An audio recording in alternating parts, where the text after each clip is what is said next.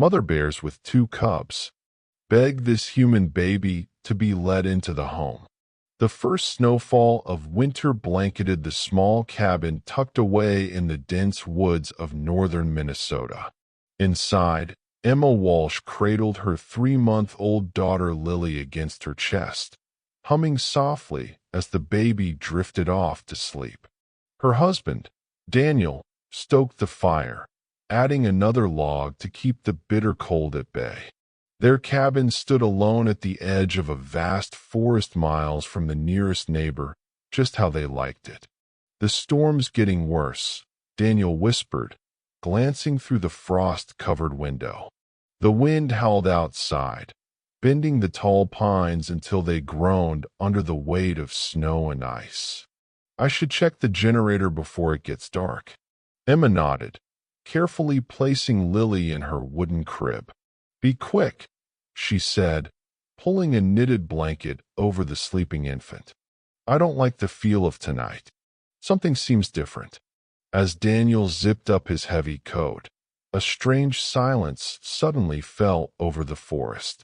The howling wind died down, and the distant calls of birds ceased completely. Emma felt a chill run down her spine that had nothing to do with the cold. She'd lived in these woods all her life and knew that such sudden silence usually meant only one thing. Predators were nearby. Daniel paused at the door, his hand frozen on the knob. "Did you hear that?" he asked, his voice barely audible. Emma strained her ears. At first, there was nothing but the soft crackling of the fire. Then she heard it, a low, rumbling sound, followed by what almost sounded like a whimper. Not the cry of a wolf or the screech of an owl, but something larger, more desperate. "It's probably just the wind," Daniel said, but his voice lacked conviction. He reached for the rifle they kept mounted above the door, just in case. Before his fingers could touch the weapon, a heavy thud against the cabin wall made them both jump. Lily stirred in her crib, but didn't wake. The thud came again, this time accompanied by a deep, rumbling groan that was unmistakably the sound of a bear. Emma rushed to the window, her heart hammering in her chest. What she saw made her gasp through the swirling snow. The massive silhouette of a bear stood on its hind legs, paw raised against the side of the cabin, but it wasn't alone.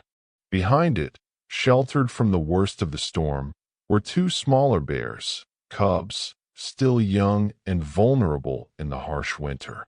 "Daniel," Emma whispered, unable to take her eyes off the scene. "There's a mother bear out there with two cubs." Daniel joined her at the window, his face pale. "That's not all," he said, pointing to the left. "There's another one." Emma shifted her gaze and felt her stomach drop. A second mother bear, slightly smaller than the first but still formidable, emerged from the trees. She, too, had a cub following close behind, limping noticeably on its front paw. As they watched in stunned silence, the larger bear lowered herself to all fours and approached the cabin's front door. She didn't scratch or growl or show any signs of aggression. Instead, she simply sat down in the snow. Her cubs huddled against her for warmth and stared directly at the door, almost as if she were waiting to be invited in. The smaller bear joined her, guiding her injured cub to sit beside the others. Together, they formed a strange, patient gathering on the doorstep of the isolated cabin. "What do they want?" Emma whispered, clutching Daniel's arm. Before he could answer, Lily woke with a startled cry. The sound carried through the cabin and out into the snowy night. At the sound of the human baby's cries, something remarkable happened.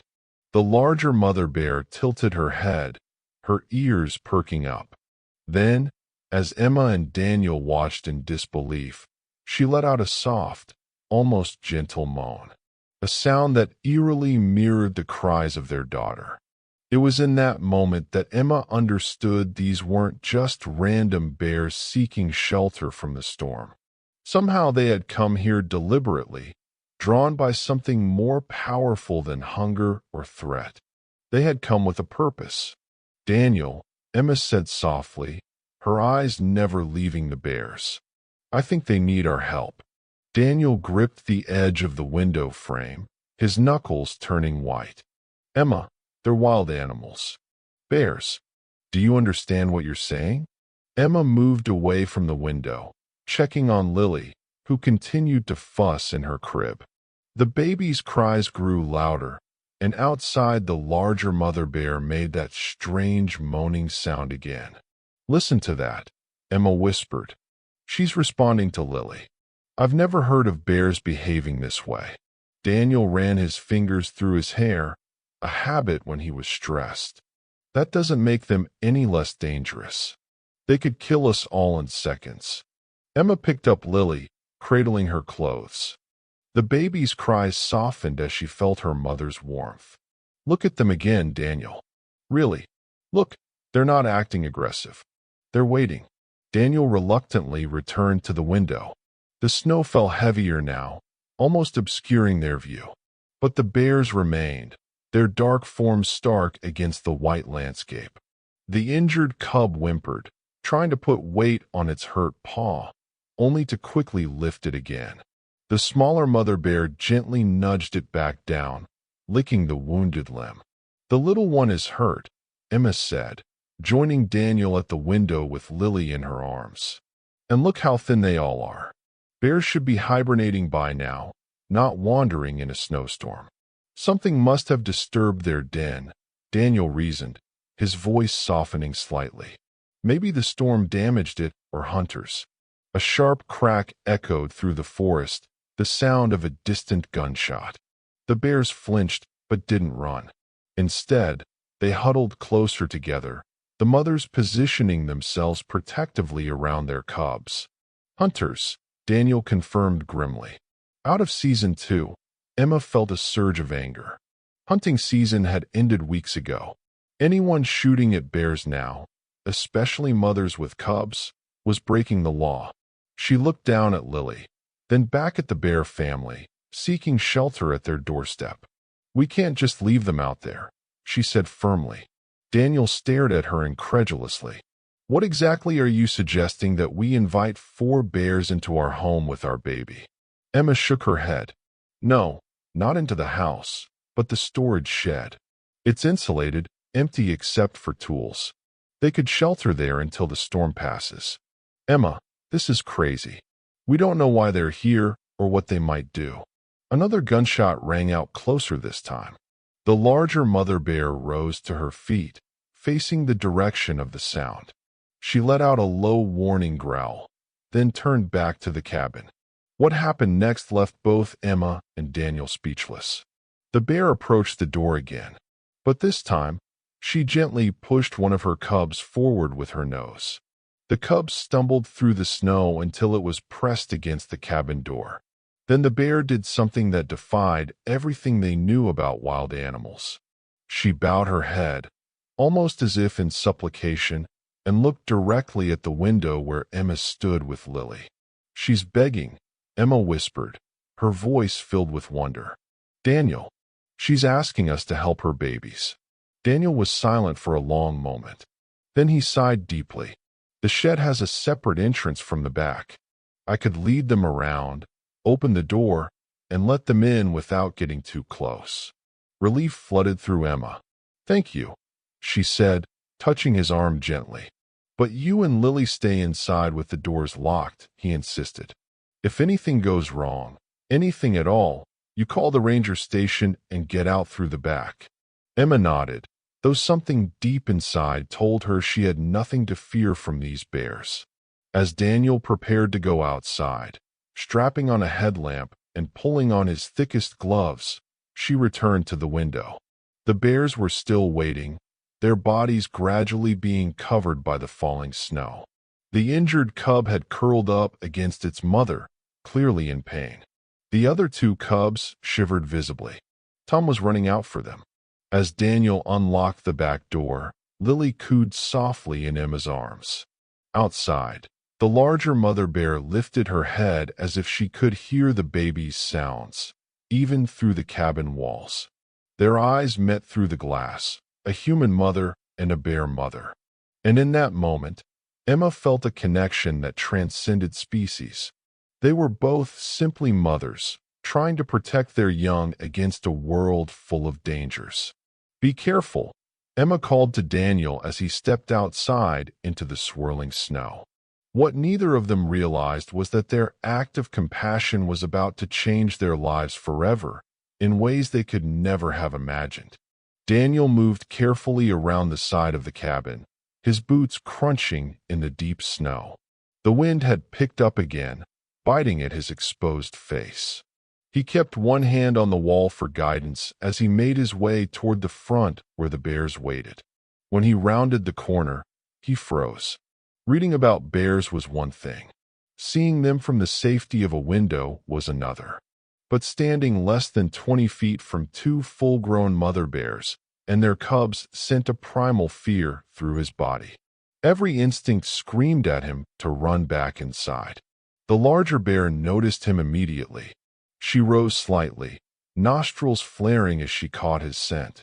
Her dark eyes, intelligent and wary, locked onto his. Daniel held his breath. One wrong move could trigger a defensive attack. "Easy," he whispered, though, whether to himself or the bear, he wasn't sure. "I'm here to help." To his amazement, the bear lowered herself back down. The second, smaller bear remained huddled protectively over her injured cub, watching Daniel with equal intensity. Daniel took a slow step forward, then another. He pointed toward the back of the property. "This way," he said, knowing they couldn't understand his words, but hoping his gestures might communicate his intentions. The larger bear tilted her head, then looked back at her cubs. After what seemed like an eternity, she nudged them gently with her nose, urging them to stand. The injured cub struggled to its feet, whimpering softly. "Come on," Daniel encouraged, taking another cautious step toward the shed. "It's not far." To his astonishment, the bears began to follow him, not charging, not threatening, but walking slowly through the snow, the mothers keeping their cubs between them as they moved. Daniel led them around the cabin, constantly glancing back to make sure they were still following and not getting too close. Inside the cabin, Emma watched through the kitchen window. Lily clutched tightly to her chest. Her heart pounded as she saw her husband leading 4 bears through their backyard as casually as if they were dogs. It was surreal, impossible, yet it was happening. Daniel reached the shed and fumbled with the keys, his fingers stiff from cold. The bears stopped several yards away, waiting. He finally got the door open and stepped aside, gesturing toward the entrance. The larger bear approached first. Cautiously sniffing the air, she poked her head inside the shed, examining the space. After a moment, she entered, her cubs following closely. The smaller bear hesitated, seemingly torn between fear of the human structure and concern for her injured young one. "It's okay," Daniel said softly. "You're safe here."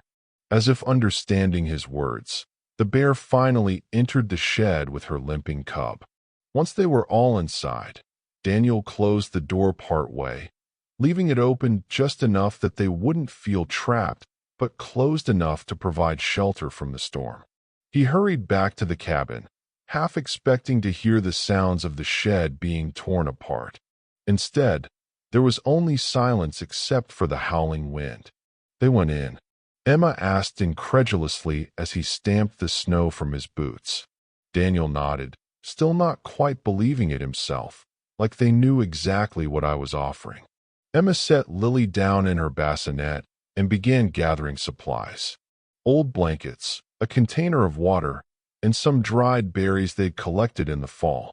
"They must be hungry and thirsty," she explained, seeing Daniel's questioning look. "Emma, you're not going out there," he said firmly. "We can't just leave them like that." The little one is hurt. She held up a small first aid kit. I've treated injured animals before. Daniel knew that tone. Before they'd moved to the cabin, Emma had worked as a wildlife rehabilitation specialist. She'd handled injured foxes, eagles, even a young wolf once. But bears were different. These aren't raccoons or deer, he reminded her. They're apex predators. Emma placed her hand on his arm. They're mothers, Daniel, just like me. They need help, or they wouldn't be here. Before he could argue further, another series of gunshots echoed through the forest. Much closer now, Lily, startled at the noise, beginning to cry. Emma picked her up, soothing her gently. Those hunters are getting closer, Daniel said grimly. If they find bears on our property, Emma's face hardened. Then we need to protect them. This time, Daniel didn't object when Emma bundled up and prepared a bag of supplies. He simply grabbed his rifle, not to use against the bears, but to warn off any hunters who might come too close together. They made their way to the shed, Emma carrying Lily strapped to her chest under her coat. The baby had settled, seemingly lulled by the gentle sway of her mother's walk. Daniel opened the shed door slowly. Inside, the bears had arranged themselves in the corner furthest from the door. The mothers sat alert, watching the entrance while the cubs huddled between them for warmth. The injured cub licked at its paw, its small face contorted in pain. "Stay behind me," Daniel whispered, entering first. The larger bear made a low sound in her throat, not quite a growl, but a warning. Daniel stopped, holding up his empty hands to show he meant no harm. Emma peered around him, her breath catching at the sight of the mass of animals up close. Slowly, deliberately, she unzipped her coat just enough to reveal Lily's face. The baby blinked in the dim light, her tiny features scrunching up as she yawned. The effect on the bears was immediate. The larger mother's posture relaxed slightly, her eyes fixed on the human infant. She made that same moaning sound they'd heard earlier, a sound that now, hearing it up close, reminded Emma eerily of how mother bears called to their cubs. "She recognizes what Lily is," Emma whispered in wonder. "She knows I'm a mother, too." Taking advantage of the moment, Emma carefully set down the supplies she'd brought. She opened the container of water and placed it within reach of the bears, then scattered the dried berries nearby. Finally, she set down the blankets, pushing them toward the animals with her foot. The mothers watched, but made no move toward the offerings. The injured cub whimpered again, drawing Emma's attention. "I need to look at that paw," she said to Daniel. He shook his head. "That's pushing our luck too far." But Emma was already taking a step forward, moving slowly, her eyes on the smaller mother bear. "It's okay," she said softly. "I just want to help." The bear shifted uneasily, but didn't growl or show signs of aggression. Encouraged, Emma took another careful step, then another, until she was close enough to see the injured cub clearly. What she saw made her heart ache. The cub's paw was swollen and bloody, with what looked like a metal trap fragment embedded in the flesh. Anger flashed through her. Not only were these hunters shooting out of season, they were using illegal traps. She escaped from a trap, Emma told Daniel, her voice tight with emotion. "That's why they're not hibernating. That's why they came to us. They're being hunted." As if confirming her words, the smaller mother bear gently pushed her injured cub forward toward Emma. It was the same gesture the other bear had made at the cabin door, an unmistakable plea for help. Emma looked into the bear's dark eyes and saw something that changed her forever. Intelligence, desperation, and trust. This wild creature was consciously placing her baby's life in human hands. "I need the first aid kit," Emma said quietly to Daniel. "And I need you to hold Lily." Daniel hesitated only briefly before carefully taking their daughter from Emma's chest carrier. The larger mother bear watched the exchange intently, but remained calm. With steady hands born from years of working with wild animals, Emma began to treat the injured cub. The little one whimpered and tried to pull away, but its mother gently held it in place with one massive paw, a cooperation that defied everything Emma knew about wild bear behavior as Emma worked to remove the trap fragment and clean the wound. She felt the weight of all four bears' gazes upon her, but instead of fear, she felt only a profound connection, a bridge forming between two worlds that rarely met in peace. Outside, the storm raged on, and somewhere in the darkness, hunters moved through the trees. But inside the small shed, an extraordinary moment of trust unfolded between species that had been enemies since time immemorial. None of them could know then how this unusual encounter would ripple outward, changing not just their lives, but the understanding of an entire community about the complex emotional lives of the creatures with whom they shared the forest. The trap fragment came free with a sickening pop, causing the bear cub to let out a high-pitched cry. Emma quickly pressed a clean cloth against the wound to stop the bleeding, murmuring soothing words as she worked. The cub's mother tensed but didn't interfere, seeming to understand that the pain was necessary for healing. "Almost done, little one," Emma whispered, applying antibiotic ointment before wrapping the paw in a light bandage. "This will help." Daniel stood near the door, cradling Lily while keeping watch through the crack. The baby had fallen asleep despite the tense situation, her tiny face peaceful against her father's chest. "Emma," he said suddenly, his voice dropping to a whisper, "there are flashlights moving through the trees." Emma secured the bandage and moved back from the cub, watching as its mother immediately pulled it close, inspecting Emma's work with surprising thoroughness. The larger bear rose to her feet, her attention focused on the door. A low rumble built in her chest. "The hunters," Emma said, quickly gathering her supplies. "They must be tracking the bears." Daniel passed Lily back to Emma and checked his rifle.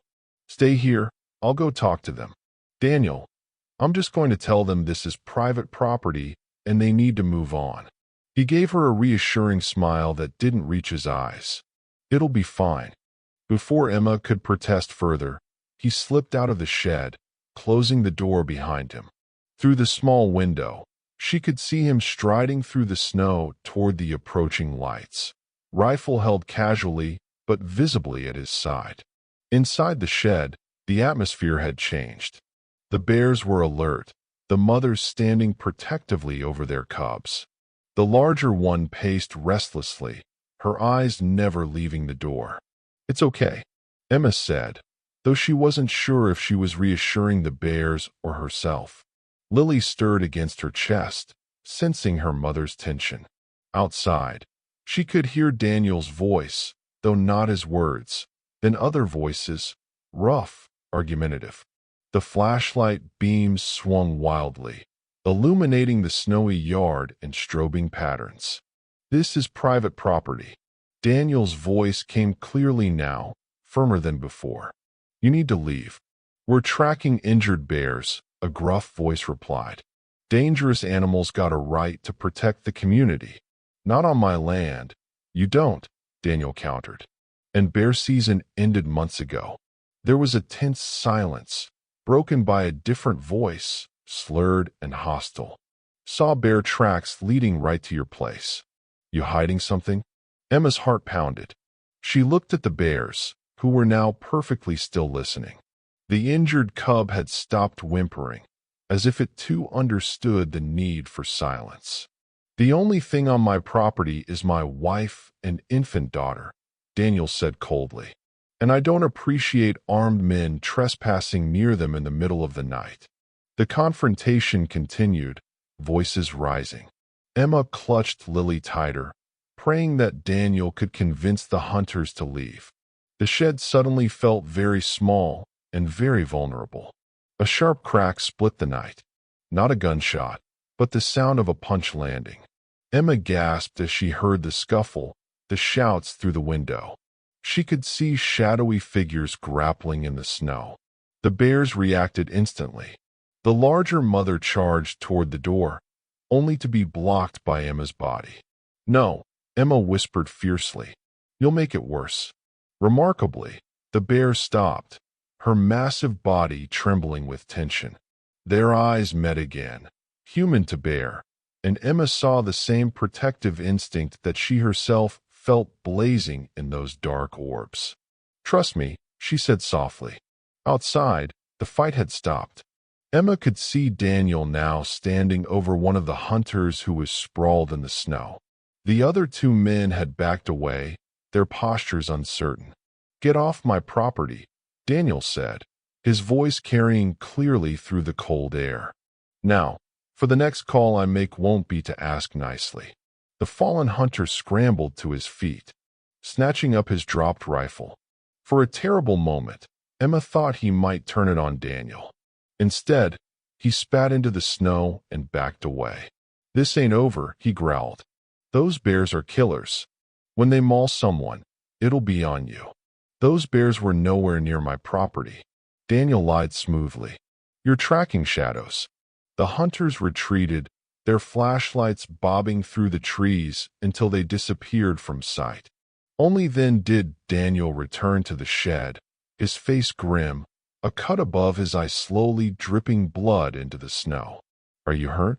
Emma asked as he stepped inside. "Just a scratch." He touched his brow, seeming surprised at the blood on his fingers. "They're gone for now, but they might come back with more people." The bears had settled somewhat, though they remained vigilant. The injured cub was examining its bandaged paw with curiosity, while the others watched Daniel with what almost looked like concern. "We need to call the ranger station," Emma said. "Report the illegal hunting." Daniel nodded, but his expression was troubled. "Even if we do, what then? The rangers can't just relocate bears in the middle of a snowstorm. And if they find out we've got bears in our shed," he didn't need to finish the thought. "Taking in wild animals, especially predators, could result in heavy fines or worse. We can't just turn them out," Emma insisted. "Not with those men still hunting them." As they debated their options, a soft sound drew their attention.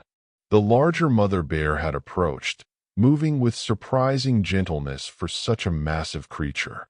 She stopped a few feet away, then did something that left them both stunned.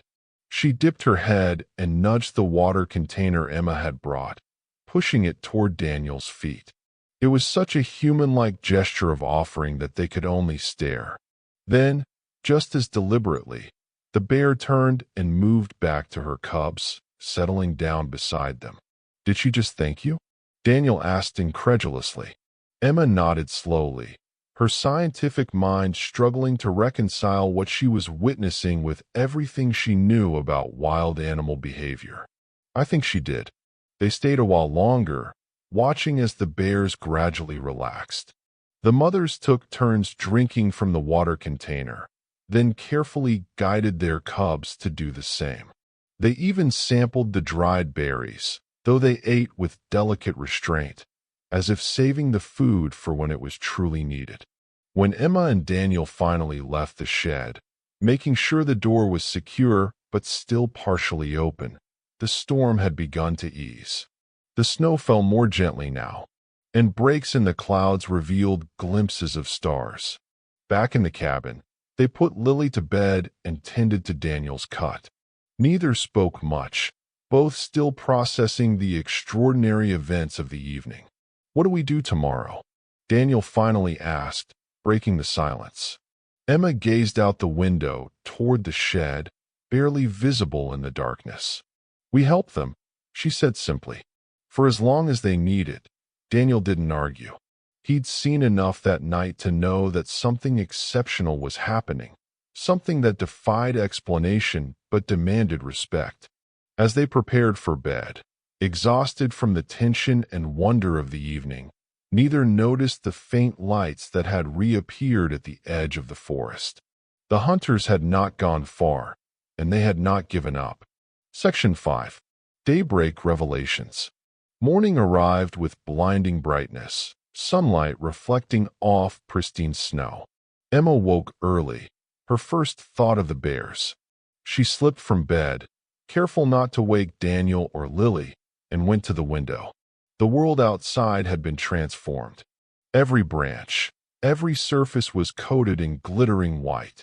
And there, in the freshly fallen snow between the cabin and the shed were tracks, bare tracks, large and small, circling the property in what appeared to be a deliberate pattern.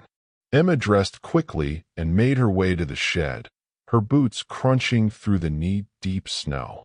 The door remained as they had left it, partially open. She approached cautiously, unsure what she would find. "Hello," she called softly. Peering inside, the shed was empty.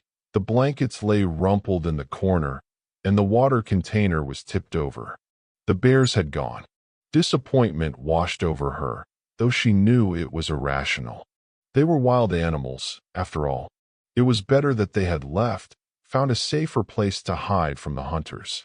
As she turned to go back to the cabin, something caught her eye. Markings on the wooden wall of the shed. Emma stepped closer, squinting in the dim light. Long, deep grooves had been carved into the wood, not randomly as bears might do when sharpening their claws, but in distinct patterns. 5 parallel lines drawn with precision, beneath them a rough circle, and beside that what could only be described as a crude but recognizable drawing of a cabin. Emma traced the markings with trembling fingers. This was no random scratching. This was communication. Deliberate, intentional. "Daniel," she called, her voice carrying across the snowy yard. "Daniel, come see this." He appeared at the cabin door. Lily bundled in his arms. "What is it? Are they gone?" "Yes, but you need to see what they left." Daniel joined her in the shed, his expression changing from curiosity to disbelief as he examined the markings. "Is that a map?"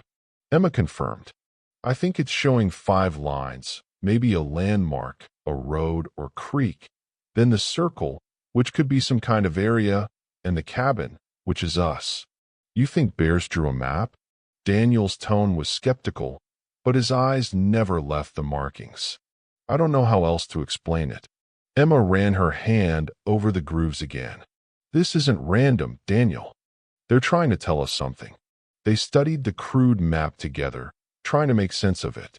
The 5 parallel lines could indeed represent a road, the old logging RD, that ran about 3 miles east of their property, crossed a stream in 5 places. "If that's the logging RD," Daniel said slowly, "and this circle is some area near it. There's an old quarry out that way." Emma remembered. It was abandoned years ago. Deep pits, caves formed in the rock faces. A perfect place for a den, Daniel finished her thought. They looked at each other, the same realization dawning in both their eyes. The bears hadn't just been seeking temporary shelter from a storm or hunters. They had come specifically to their cabin, to people who might help them, and now they were showing them where they lived. Why would they do that? Daniel wondered aloud. Why lead us to their den? Before Emma could answer, a distant sound reached them. Engines, multiple ones growing louder. They stepped outside to see a caravan of ATVs and snowmobiles approaching along the forest road, at least 6 or 7 vehicles carrying men with rifles. "The hunters," Daniel growled. "They've brought reinforcements." Emma felt cold fear grip her heart. The bears might have left their shed, but they had clearly not gone far, not if they'd taken the time to leave a message. They could still be nearby, vulnerable in the daylight, with nowhere to hide but their den. And now these men were coming, armed and determined to find them. "We need to warn them," Emma said urgently. Daniel stared at her. "Warn the bears." "Emma, how exactly do you plan to do that?" She was already moving toward the cabin. "I don't know, but they trusted us enough to show us where they live. We can't just let those men find them." Inside, Emma quickly packed a bag, more medical supplies for the injured cub, food, water, and a map of the area. Daniel followed her, still holding Lily, his expression torn between concern and resignation. "You want to go to their den?" he said.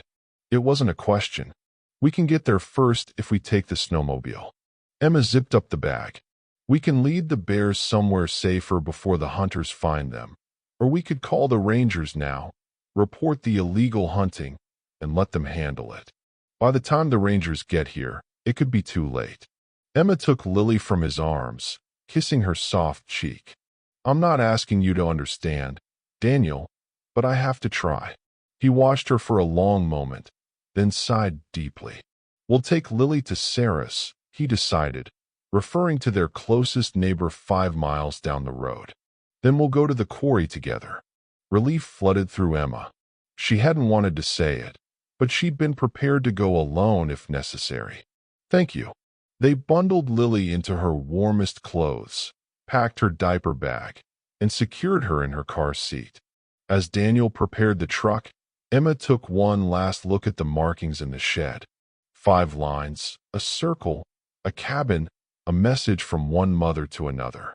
We're coming, she whispered to the empty shed. Hold on. The drive to Sarah's took longer than usual with the snow-covered roads. By the time they had dropped off Lily with a hastily concocted story about needing to check on storm damage, and circled back toward the quarry on their snowmobile. Nearly 2 hours had passed. They could hear the hunters' vehicles in the distance spreading out through the forest. Daniel drove the snowmobile expertly through the trees, following the route they had decoded from the bears' crude map. Emma clung to his back, scanning the forest for any sign of their ursine friends. The old quarry came into view. A massive gash in the earth, its steep sides covered in snow, dotted with dark openings of small caves and crevices. Daniel cut the engine some distance away, and they continued on foot, moving as quietly as possible. There, Emma whispered, pointing to fresh tracks in the snow near the quarry's edge. They're here. They followed the tracks carefully, alert for any sign of the hunters. The trail led them to a large opening at the base of the quarry wall, partially hidden by fallen rocks and thick brush. Bear tracks led inside. Daniel looked at Emma, his expression clearly saying this was madness, but he didn't try to stop her as she approached the cave entrance. Hello, she called softly into the darkness. We're here to help. For a long, tense moment, there was only silence. Then, from the depths of the cave came a familiar rumbling sound. The larger mother bear emerged slowly from the shadows, her dark eyes fixed on the humans. Behind her, her cubs peeked out cautiously. The hunters are coming, Emma said, not sure if the bear could understand her words, but trusting she would sense the urgency. You need to leave. The bear tilted her head, her nostrils flaring as she caught their scent. Recognition flickered in her eyes. She turned back toward the cave and made a soft chuffing sound. To Emma and Daniel's amazement, the smaller mother bear appeared, her injured cub limping beside her, the bandage still wrapped around its paw. But they weren't alone. Behind them came more bears, 3 more adult females, each with cubs of their own, a total of 5 mother bears with their young. 5 lines, Daniel whispered in awe. 5 mother bears. The pieces fell into place with stunning clarity. The bears at their cabin hadn't just been seeking help for themselves. They had been scouts, representatives sent to find assistance for their entire extended family. A family that was being systematically hunted out of season, pursued even as they tried to hibernate. The sound of engines grew louder. They didn't have much time. We need to move them, Emma said urgently. There's an old nature preserve about 6 miles north. No hunting allowed. Rangers patrol it regularly. Daniel nodded, but his eyes never left the assembled bears. And how do we explain to the rangers why we're leading a parade of bears through the forest? Emma had no answer for that.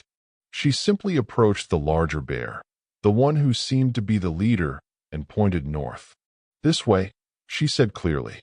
Safety.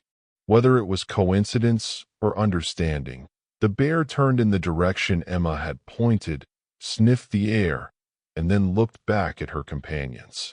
One by one, The mother bears gathered their cubs, nudging the little ones into a tight formation. The injured cub struggled to keep up, its bandaged paws still tender, but its mother patiently supported it, allowing the small creature to lean against her massive frame for stability. "They're listening to us," Emma whispered, astonishment evident in her voice. "Daniel, they actually understand." Daniel watched the scene unfold with disbelief etched across his features. Everything he thought he knew about wild animals, about the separation between human and animal intelligence, was being challenged before his eyes. These weren't just instinct-driven creatures. They were demonstrating complex thinking, communication, and trust. "The engines are getting closer," he said, forcing himself back to the immediate danger. "We need to move now." Emma approached the lead bear, maintaining a respectful distance, but close enough to establish what felt impossibly like eye contact. "Follow us," she said clearly, gesturing toward the snowmobile and then to the north. "We'll lead you to safety." The bear blinked slowly, her dark eyes reflecting intelligence that science had never fully acknowledged in her kind. She made a low, rumbling sound that rippled through the group, and the bears began to move as one unit, the mothers protectively flanking their cubs. Daniel started the snowmobile, keeping the engine at its lowest setting to minimize noise. "We'll need to move slowly enough for them to follow, but fast enough to stay ahead of the hunters," he called to Emma as she climbed on behind him. They set off through the snow-laden forest, following game trails and natural clearings where the bears could move more easily. Every few minutes Daniel would pause and look back, half expecting the bears to have vanished into the wilderness. But each time the remarkable procession remained. 5 mother bears and their cubs moving with purpose and trust behind the humans who had become their unlikely allies. The journey was arduous. The snow was deep, and the injured cub frequently needed to rest. During these pauses, Emma would check on its bandage, sometimes applying more antibiotic ointment or adjusting the wrapping. The mother bears watched closely but showed no aggression, only what Emma could only describe as gratitude in their expressive eyes. "We're about halfway there," Daniel said during one such stop, consulting his map. "But the hunters are spreading out." "Listen," Emma strained her ears. The sound of engines came from multiple directions now, ahead and behind, east and west. The hunters had split up, creating a net that was slowly closing around them. "They're trying to surround the quarry," she realized. "They must have found the den." One of the younger mother bears grew agitated, pacing in circles and making distressed sounds. Her cubs huddled together, sensing their mother's anxiety. The lead bear, the one who had first come to their cabin, approached the distressed mother. What happened next left both humans speechless. The larger bear pressed her head against the younger ones in what could only be described as a comforting gesture. The younger bear calmed almost immediately, nuzzling her cubs before rejoining the group. "They're not just cooperating," Emma said softly. "They're supporting each other, like a community." Daniel's expression was thoughtful. "Maybe that's exactly what they are. Not just random bears who happen to share territory, but an actual social group." The implications of this observation were profound, challenging decades of scientific understanding about bear behavior. But there was no time to dwell on it. The hunters were getting closer. They continued their journey, changing direction several times to avoid the approaching vehicles. The forest grew denser, the trees closing in around them, providing better cover but making progress more difficult. "There's a river ahead," Daniel said, pointing to a line of willows that marked the waterway. "If we can cross it, the preserve is just beyond. The hunters won't follow us there, not with the rangers patrolling." The sound of rushing water reached them as they approached the riverbank. Winter had not yet frozen it completely.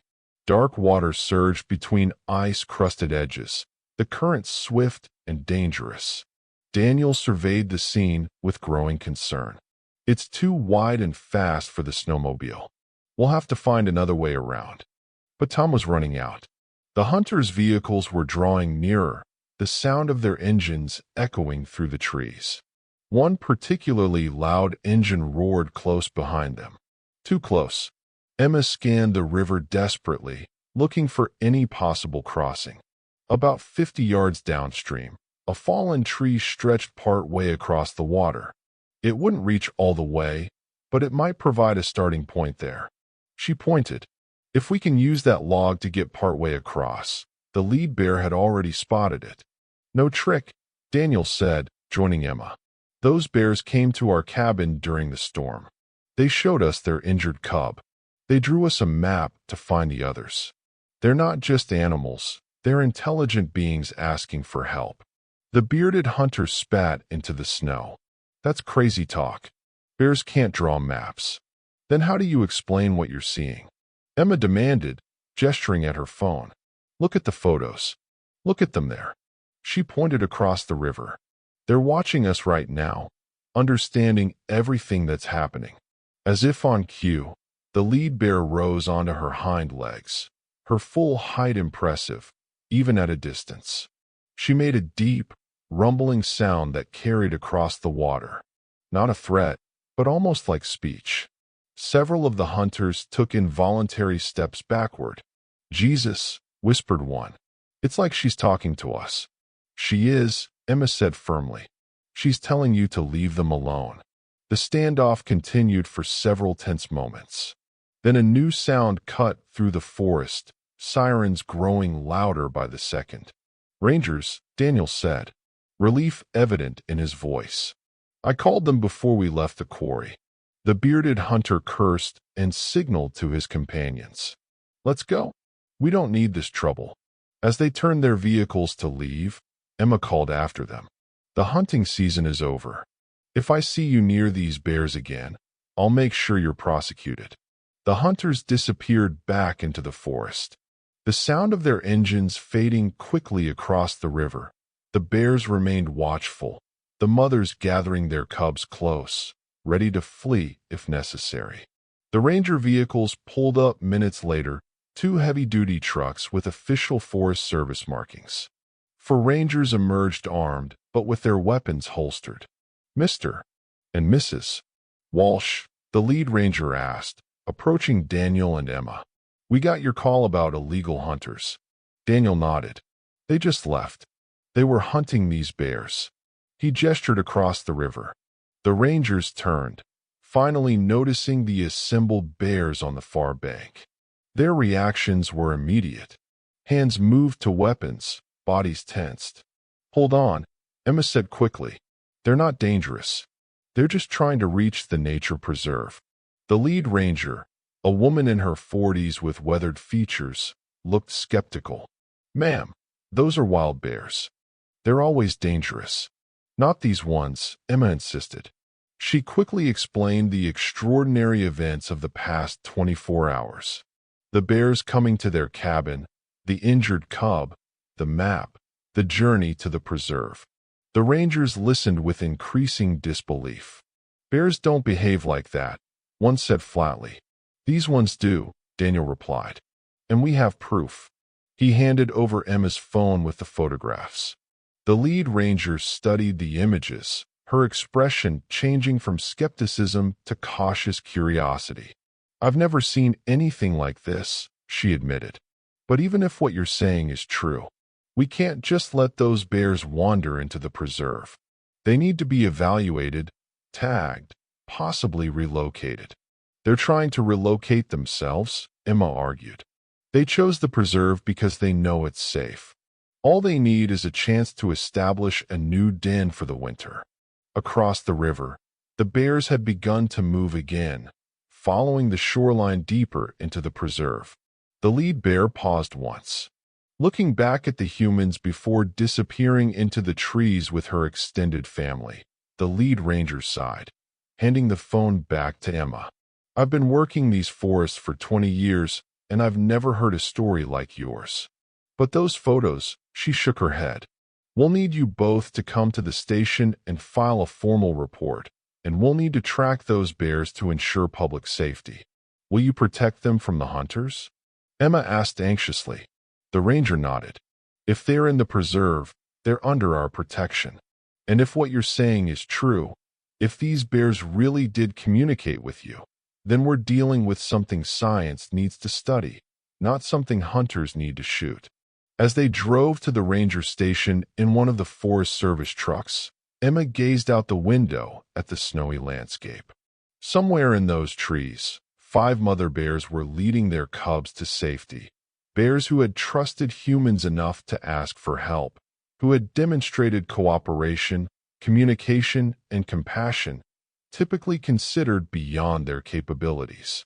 She thought of Lily safely at Sarah's house, unaware that her parents had just participated in something that might change our understanding of animal intelligence forever. One day she would tell her daughter this story, the day the bears came asking for help, the day they discovered that the line between human and animal minds might be far less defined than science had believed. Daniel reached over and squeezed her hand. "What do you think will happen to them?" he asked quietly.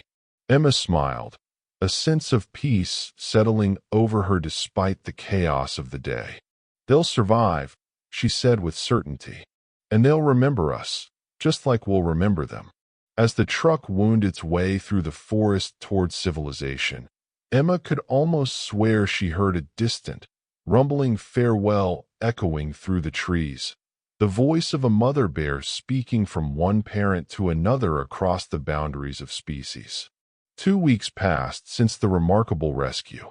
The Walsh family had settled back into their routine, though life would never quite be the same. The ranger station had taken their full report, documented the bears' unusual behavior, and promised to monitor the situation. Scientists from the state university had visited, interviewed Emma and Daniel extensively, and examined the markings in the shed with barely concealed excitement. This could revolutionize our understanding of ursine intelligence, one researcher had enthused, carefully photographing the crude map. Deliberate, symbolic communication from bears.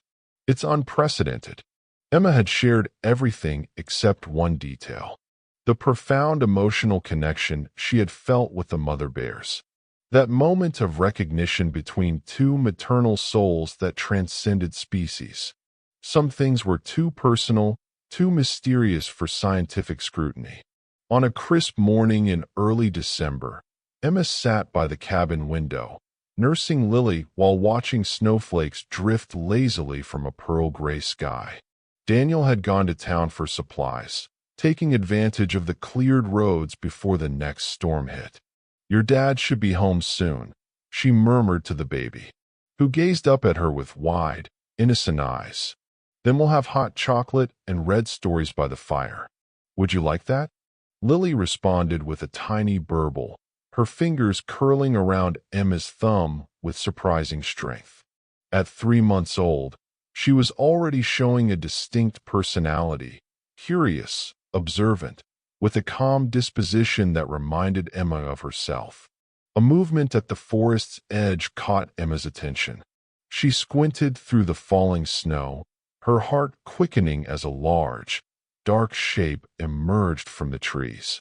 It moved with deliberate grace, its massive body leaving deep tracks in the fresh powder. The lead mother bear. Emma sat perfectly still, Lily cradled against her chest. The bear approached slowly. Stopping about 50 yards from the cabin, she rose onto her hind legs, her full height impressive against the white landscape, and seemed to look directly at the window where Emma sat. For a long moment, they regarded each other across the distance. Woman and bear, 2 mothers connected by an experience that defied explanation. The bear lowered herself to all 4s again and made a soft chuffing sound.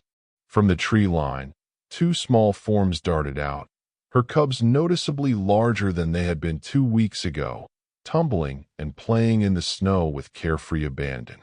Their mother watched them indulgently, occasionally nudging them back when they strayed too far.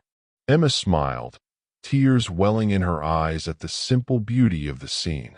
The bear family was healthy, safe, enjoying a moment of peace. She wanted to go outside to somehow communicate her joy at seeing them again, but she knew better than to approach wild bears, no matter how special their connection might be. The bear suddenly turned her head, alert to a sound Emma couldn't hear. Within seconds, she had gathered her cubs and retreated into the forest, vanishing as silently as she had appeared. Minutes later, Daniel's truck pulled into the driveway. Emma greeted him at the door, Lily bundled in her arms. "You just missed them," she said, helping him with the grocery bags. "Missed who?" "The bears, the lead mother and her cubs. They came to the edge of the yard. I think they came to show me they're okay." Daniel set down the bags and looked at her with a mixture of concern and wonder. "Do you think they'll keep coming back? Is that safe?" Emma considered the question seriously. "I don't think they'll come too close again. They understand boundaries. They just wanted us to know they're alive, that they remember." As if confirming her words, a distant roar echoed through the forest. Deep, resonant, carrying through the clear winter air. Not a threat, but a farewell. That evening, as they sat by the fire, a knock at the door startled them. Daniel answered it to find Ranger Peterson, the woman who had led the team that day by the river. "Sorry to bother you folks," she said, stomping snow from her boots. "Mind if I come in for a minute?" They welcomed her inside, offering hot coffee, which she gratefully accepted. After pleasantries were exchanged, she got to the point of her visit. "We've been monitoring those bears you helped," she said, cradling the steaming mug. "Set up trail cameras around the preserve, sent tracking teams in when weather permitted." "How are they doing?" Emma asked, leaning forward eagerly. Ranger Peterson's weathered face broke into a smile. "Thriving, actually. They've established a den system in the eastern section of the preserve. The injured cub's paw has healed nicely, hardly a limp now." "That's wonderful," Emma said, relief washing over her. "But that's not why I'm here." The ranger set down her mug and pulled out a tablet. "Our cameras caught something unusual, something I thought you should see." She played a video clip. The footage was grainy, black and white. Date stamped just 3 days ago. It showed a clearing in the forest, illuminated by moonlight reflecting off snow. The 5 mother bears appeared one by one, forming a circle while their cubs played in the center. "Bears are typically solitary animals," the ranger explained. "Even mothers with cubs don't usually band together like this." The footage continued. The bears began moving in what could only be described as a coordinated pattern, rising on hind legs, moving in sequence, occasionally making sounds to each other that seemed to elicit specific responses. "At first we thought they were just playing or establishing dominance," Peterson said. "But watch this part closely." The bears suddenly stopped their movements and turned as one to face the camera. The lead bear approached, studying the device with evident curiosity. She sniffed it, touched it gently with one paw, then turned to the others and made a series of soft sounds. What happened next left Emma and Daniel speechless. The bears began to scratch in the snow, taking turns, each adding to what was gradually taking shape on the ground. When they finished and moved away, the camera had a clear view of their creation, a perfect circle, with 5 smaller circles inside it, and beside it, unmistakably, a simple drawing of a cabin. "They're communicating with each other," Peterson said quietly, "sharing information, working together, and that symbol." She pointed to the cabin drawing. "That's new behavior. We've never documented anything like it." Daniel found his voice first. "What does this mean for the bears? For science?" The ranger shook her head. "I don't know. The university researchers are beside themselves with excitement. They want to set up a more permanent study. Observe these bears long term." She looked directly at Emma. "They're calling it the Walsh bear family now, named after you two." Emma felt a surge of protective instinct. They won't disturb them, will they? These bears have been through enough. Non-invasive research only, Peterson assured her. Observation from a distance. No tranquilizing, no radio collars unless absolutely necessary for their protection. She paused. Actually, that's the other reason I'm here. The university team would like you both to consult on the study. You've had interactions with these bears that no one else has experienced. Your insights would be valuable. Emma and Daniel exchanged glances, a silent communication passing between them. This was an opportunity to ensure the bears were treated with the respect and understanding they deserved to help bridge the gap between human and animal worlds. We'd be honored, Emma said finally. As long as the bears' well-being comes first, Ranger Peterson nodded. Of course. And there's one more thing. She reached into her pocket and pulled out a small, carved wooden bear. This was left at the station door 3 nights ago. No one saw who left it, but she handed it to Emma. The carving was exquisite, detailed far beyond what a casual whittler might produce. It depicted a mother bear standing protectively over a cub. Turned over, its base revealed 5 small notches arranged in a circle, and beside them a tiny cabin etched with painstaking precision. The same symbols, Daniel whispered, examining the carving. Peterson nodded. There's a small community of Native Americans about 20 miles from the preserve. They've had stories about the bears in these forests for generations, stories about bears with human-like intelligence. Bears who could communicate with people who showed them respect and compassion. You think they left this? Emma asked, running her finger over the smooth wood. I think, the ranger said carefully, that what happened between you and those bears has touched more lives than just yours. The story is spreading, changing how people around here think about the animals we share these forests with. After Ranger Peterson left, Emma sat by the window, the carved bear clutched in her hand, looking out at the snowy forest. Lily slept peacefully in her crib nearby, unaware that her young life had already intersected with something extraordinary. Do you think she'll remember any of this when she's older? Daniel asked, sitting beside Emma and draping an arm around her shoulders. Emma smiled, leaning into his embrace. Maybe not consciously, but somewhere deep inside. I think she'll carry it with her. The knowledge that there's more intelligence, more emotion, more connection in this world than most people ever realize.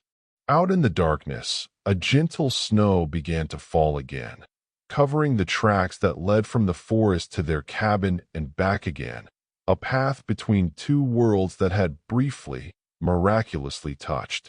Spring arrived in the Minnesota wilderness with a riotous explosion of color and sound. The snow retreated grudgingly, revealing tender shoots of green pushing up through the softening earth. Birds returned from their southern sojourns, filling the forest with songs and busy nest building. Life renewed itself with the ancient rhythm of the seasons. The Walsh cabin had changed in subtle but significant ways since the winter encounter with the bears. A small research station now stood at the edge of their property, a simple structure housing equipment to monitor forest activity, staffed occasionally by university students who treated Emma and Daniel with a mixture of academic curiosity and barely concealed awe. The mothers and cubs have emerged from hibernation, reported Nadia, a graduate student specializing in bear behavior. She showed Emma footage from the preserve cameras. The images capturing 5 healthy mother bears leading their cubs out into the spring sunshine, teaching them to forage for the first tender plants of the season. They all survived the winter, Emma noted with satisfaction. And the injured cub? Nadia smiled, completely healed. In fact, he's one of the most active of the group. She scrolled to another clip showing the once injured cub scampering up a tree, demonstrating perfect use of its formerly wounded paw. Emma felt a surge of joy watching the bears thrive.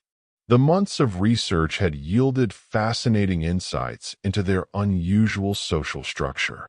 Unlike most bear populations, where adults were primarily solitary except during mating season, these 5 mothers maintained their close association, denning near each other and cooperating and raising and protecting their young. We're documenting behaviors never before seen in wild bears, Nadia explained enthusiastically.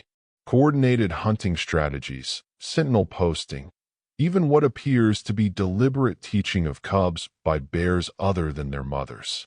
It's revolutionary. But the most extraordinary discoveries had been in the area of communication.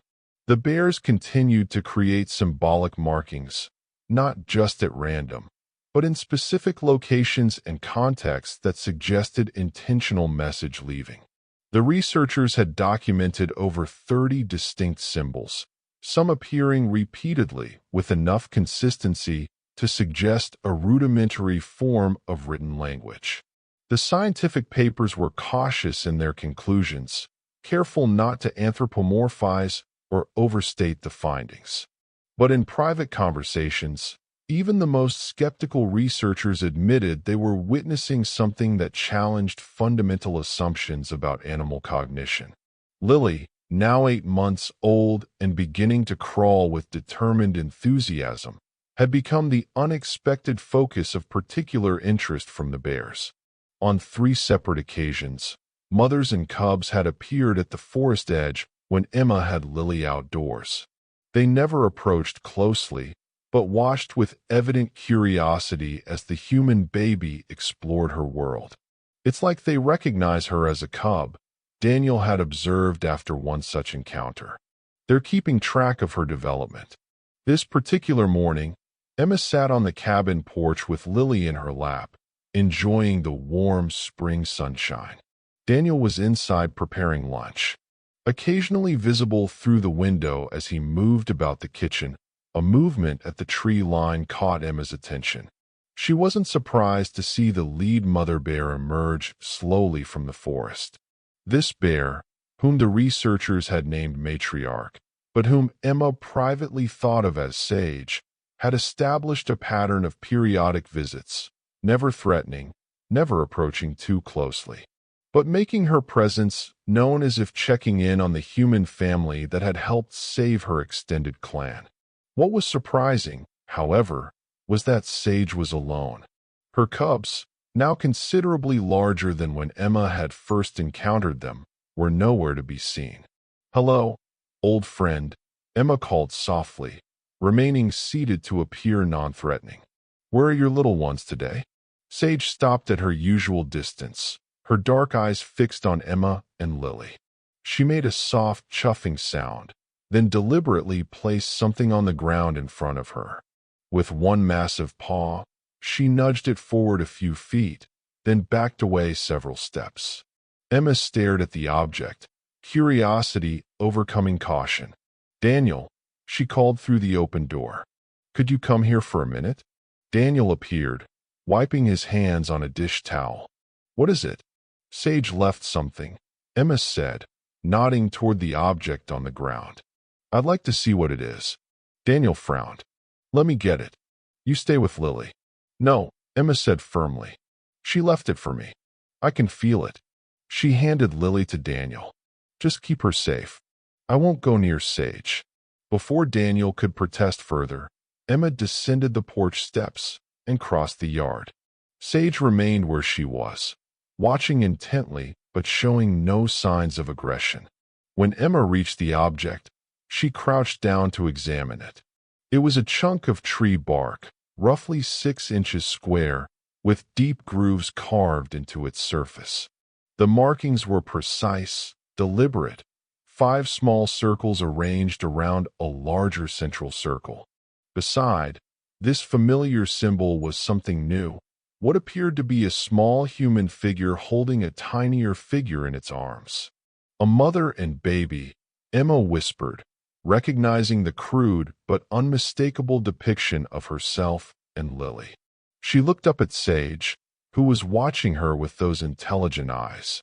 "Thank you," she said, carefully picking up the bark carving. "It's beautiful." The bear made a soft sound in her throat, then turned and lumbered back toward the forest. At the edge of the trees, she paused and looked back once, as if ensuring Emma had received her gift before disappearing into the shadows. Emma returned to the porch, the bark clutched carefully in her hands. "What is it?" Daniel asked, bouncing Lily gently as the baby reached for the interesting new object. "A message," Emma said, showing him the carving. I think she's telling us that we're part of their family circle now." Daniel studied the markings, his expression thoughtful. "The researchers need to see this." "They will," Emma agreed. "But first, I want to understand it myself." Over the following weeks, the bark carving became the centerpiece of intense scientific interest. Researchers compared it to other symbols the bears had created, analyzing the consistencies and patterns. The university team expanded, adding linguists and anthropologists to the original group of wildlife biologists. "The implications are staggering," Dr. Eleanor Wright, the lead scientist, explained during a team meeting at the research station. "We're not just seeing tool use or problem solving. We're seeing abstract, symbolic thinking. The ability to represent ideas outside of immediate physical reality is a cognitive leap previously thought unique to humans." News of the discovery spread at first within academic circles, then to wildlife conservation organizations, and finally to the broader public. Journalists began to appear at the edge of the Walsh property, hoping for a glimpse of the talking bears, as sensationalist headlines had dubbed them. "This is getting out of hand," Daniel said one evening, closing the curtains against the telephoto lenses aimed at their home. "They're treating it like a sideshow." Emma nodded, concern creasing her brow. "And it's disturbing the bears. Sage hasn't come to the edge of the forest in over a week." The ranger station had increased patrols around the preserve, protecting the bears from the growing human interest. But the situation was becoming increasingly tense. Some locals welcomed the attention and tourism dollars.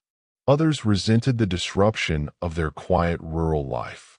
A small but vocal group, including some of the hunters Emma and Daniel had confronted during the winter, spread rumors that the bears were dangerous, that the research was fraudulent, that the Walshes were perpetrating a hoax. "We need to do something," Emma said, watching Lily sleep peacefully in her crib, unaware of the controversy swirling around their family. "The bears trusted us. We can't let this harm them." Daniel was quiet for a long moment, then said maybe we should consider Dr. Wright's offer. The university had proposed establishing a formal research center, a properly funded, permanently staffed facility that would allow for long-term study while protecting the bear's habitat.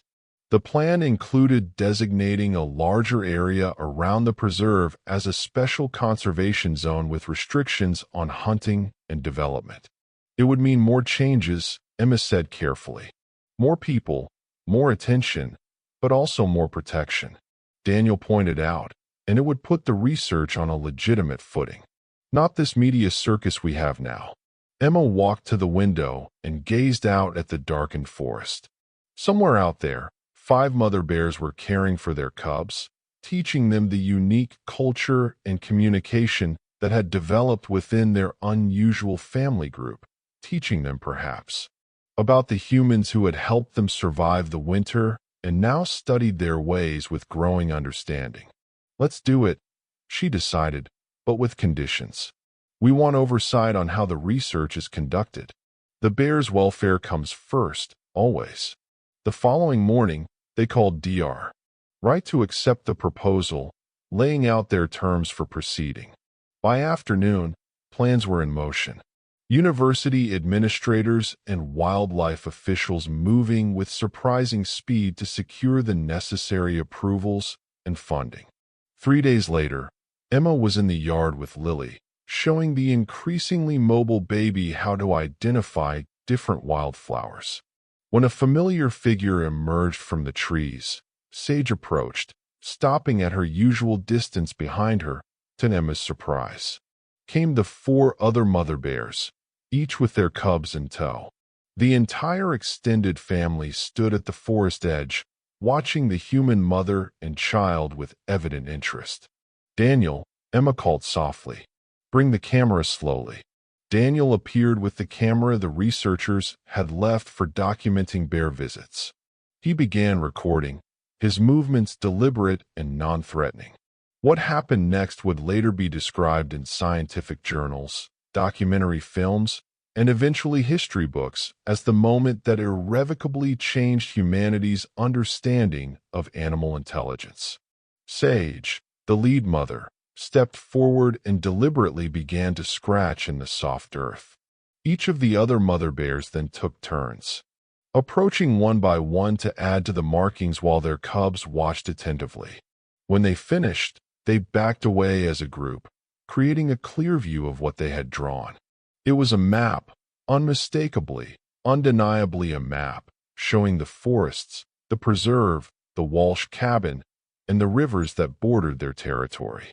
But this map included new elements, a large circle encompassing the entire area, with smaller symbols throughout that corresponded to the bears' favored foraging grounds, water sources, and denning sites. They're showing us their home.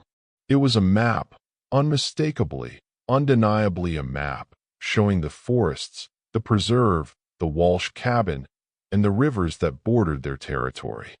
But this map included new elements, a large circle encompassing the entire area, with smaller symbols throughout that corresponded to the bears' favored foraging grounds, water sources, and denning sites.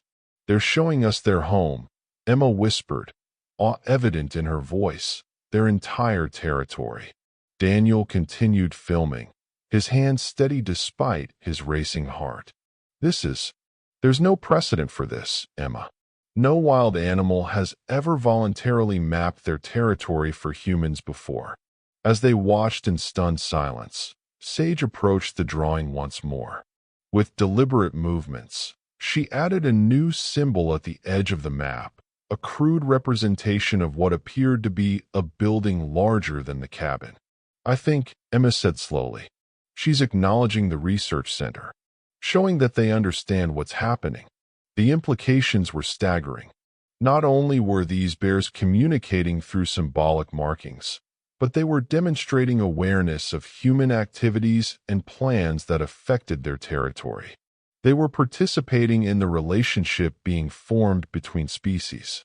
Sage looked up from her drawing and made direct eye contact with Emma. There was something in that gaze, a depth and intelligence, an emotional presence that transcended every scientific understanding of animal consciousness. It wasn't just intelligence Emma saw in those dark eyes. It was wisdom. The moment was interrupted by the sound of vehicles approaching, the research team arriving for their daily observations. The bears retreated swiftly but calmly, disappearing into the forest with practiced efficiency. Dr. Wright was the first to reach the yard, her eyes widening as she took in the elaborate drawing in the dirt. "Is that a map?" Emma confirmed. They made it together, all 5 mothers taking turns.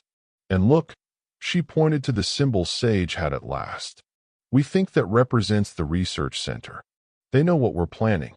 The scientist crouched by the drawing, her experienced eyes analyzing every detail with growing excitement. "This changes everything," she murmured. "Absolutely everything." The Northwoods Bear Research Center opened officially 6 months later, a sprawling but tastefully designed facility that blended with the natural environment. Solar panels gleamed subtly on carefully angled roofs, capturing energy while remaining visually unobtrusive. The buildings were constructed using sustainable materials with elevated walkways connecting structures to minimize disruption to the forest floor. Emma stood on the observation deck, Lily perched on her hip, watching as officials cut the ceremonial ribbon. The 9-month-old baby babbled excitedly, pointing at the colorful flags decorating the entrance. "That's right," Sweetie, Emma murmured. Pretty flags. And look, she turned slightly, directing Lily's attention to the forest edge, where dark shapes moved among the shadows. Your special friends came to watch, too. The bears had maintained a cautious but consistent presence throughout the construction process. They observed from safe distances, neither fleeing from nor approaching the human activity. The research team, under Emma and Daniel's insistence, had established strict protocols to ensure the bears were never disturbed or made to feel threatened. They understand what we're doing, Emma had explained repeatedly to skeptical officials and contractors. They're allowing this to happen in their territory. We need to respect that. Daniel joined them on the observation deck, slipping an arm around Emma's waist. Governor's speech is finally over, he said with a slight smile. I think even Sage was getting bored. Did you see her yawn? Emma laughed. The lead mother bear had indeed been visible during the governor's lengthy address, sitting remarkably still at the forest edge, occasionally tilting her head as if listening to the human voices carrying across the clearing. She was probably wondering why humans need so many words to say such simple things, Emma suggested. Their light moment was interrupted by Dr. Wright, approaching with a tall, distinguished man in a well-tailored suit, whom Emma recognized as the university president. Mrs. Walsh, the president said, extending his hand. I wanted to personally thank you and your husband for making all this possible. Your insights and conditions for this project have ensured we're approaching this research with the proper respect and ethical considerations. Emma shook his hand. Thank you, but we're not the ones who made this possible. She nodded toward the forest. They did. They chose to communicate. They chose to trust. The president followed her gaze, his expression revealing genuine wonder, as he spotted several bears observing the ceremony from the tree line. Remarkable, he murmured. Truly remarkable. A flurry of activity near the main building signaled the beginning of the official tour. Government officials, major donors, and media representatives gathered, ready to view the state-of-the-art research facilities. Shall we join them? Dr.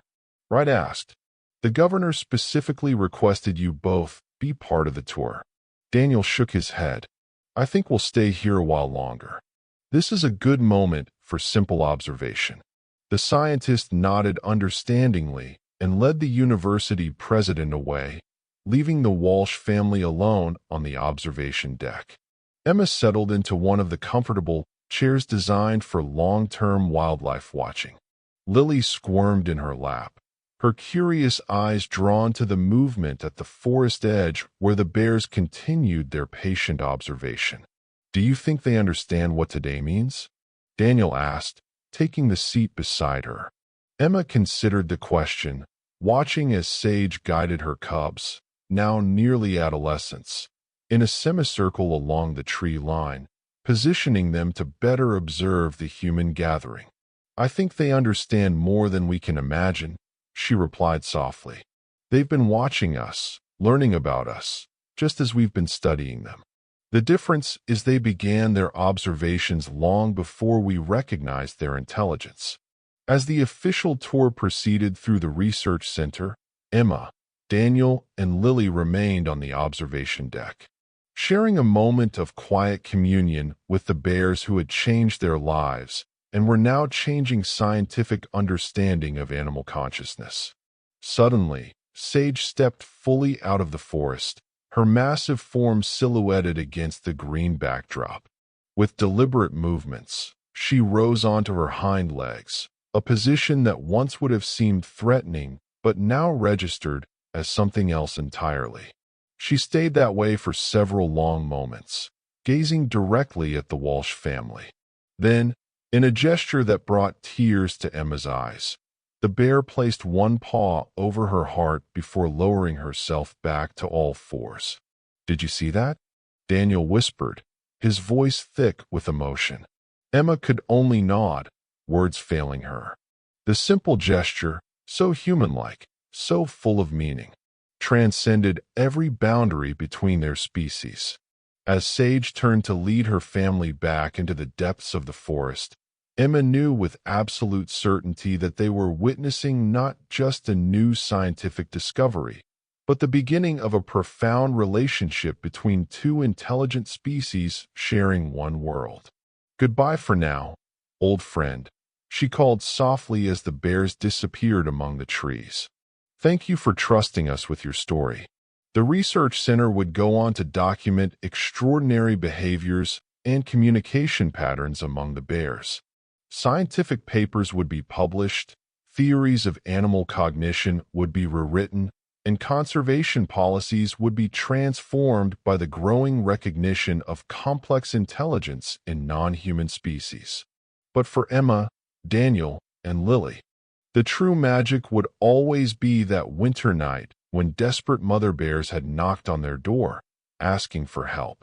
The night that reminded humans that compassion, intelligence, and the love of family were never exclusively human traits, but universal bonds that connected all living beings who shared the ancient forests and the wider world beyond.